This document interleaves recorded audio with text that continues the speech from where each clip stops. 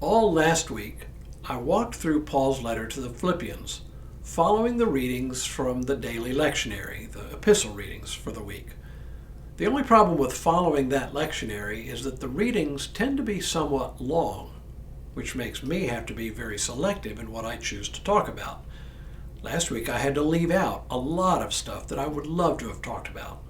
So this week I'm doubling back and focusing on some of the elements in Philippians that I had to leave out last week. Some of this week I'll revise some devotionals from past years. Today's devotional, for example, I originally wrote during the third week of Advent in 2022 when I did a series of devotionals on the meaning of joy. This passage today is from one that we read together last week.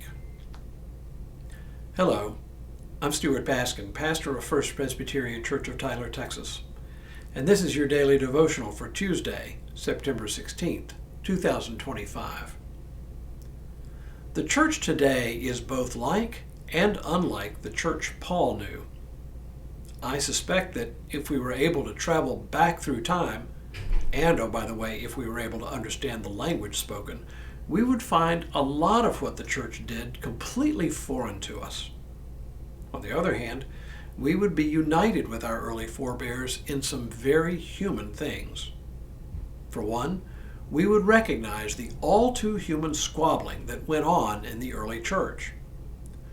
But one thing we might be unprepared for is the level of struggle they underwent as a brand new and relatively unknown religious sect.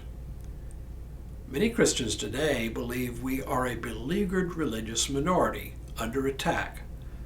Personally, I don't buy into that narrative, at least not compared with the situation facing our sisters and brothers in other parts of the world, and certainly not in comparison with the earliest Christians for whom membership in the church often meant social ostracization, economic hardship, and occasionally even physical attack, even death.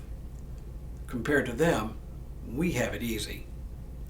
The churches Paul wrote to uniformly faced a level of persecution unlike anything most of us ever imagined. And this persecution apparently had a profound impact on the relationships among church members. How? Why? Because persecution is scary. And when we human beings are afraid, we start to behave in often irrational and self-serving, self-centered ways. Fear can drive people to adopt rigid opinions, closing themselves off from the opinions and perspectives of others and demonizing those they disagree with. That seems to have been true in Philippi, one of the churches Paul had founded. He himself was apparently in prison when he wrote this letter. He was no stranger to the stresses and fears that come with persecution.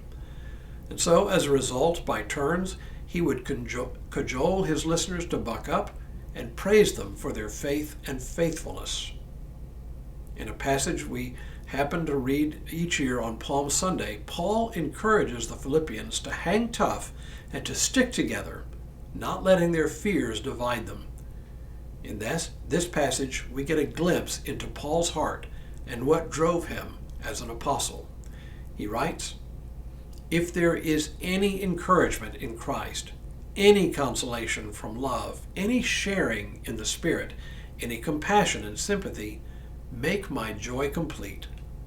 Be of the same mind, having the same love, being in full accord and of one mind. Do nothing from selfish ambition or conceit, but in humility regard others as better than yourselves.